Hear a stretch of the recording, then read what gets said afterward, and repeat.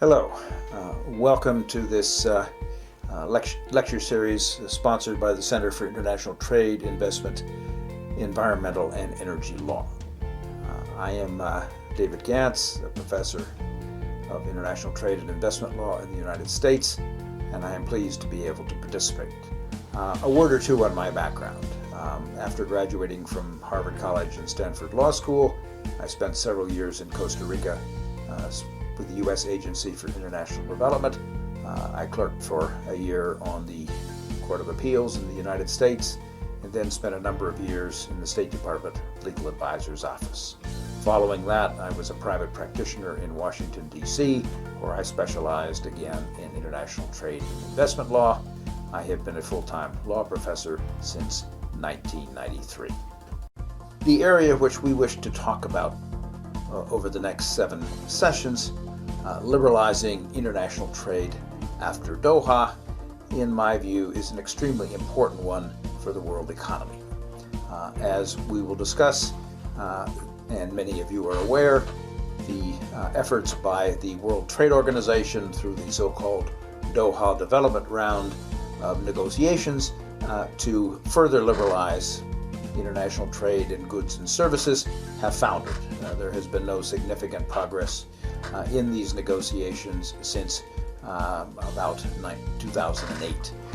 So the question that is facing us all today, at a time of great economic difficulty in much of the world, is how, if at all, are we able to liberalize trade and keep going the process of trade liberalization that has been operating more or less continuously since 1947. It's a difficult time for trade negotiation. The U.S. economy is relatively strong.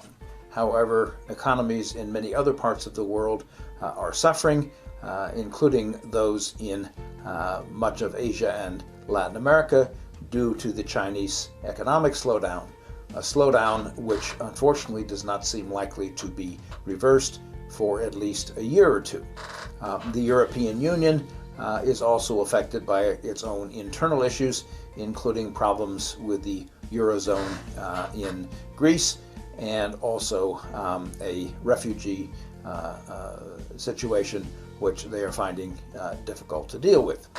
So, given these conditions, which in my view make it more important than ever that major trading nations continue to move forward in the directions which were established 65 years ago, the question is, what can we do to keep this process moving forward? And in the course and in the book, I have basically looked at 4 alternatives to multilateral trade negotiations in Geneva.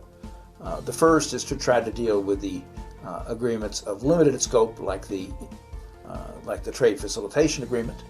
The second is to deal with so-called plurilateral agreements, not with the entire 162 members of the WTO, but with groups of those who are willing to go further, as in the area of services. Then to spend quite a bit of time on what appears to be the major area where trade liberalization is possible today, and that is the dozens of new regional trade agreements that are being negotiated by many major countries in the world, including the U.S., the EU, and China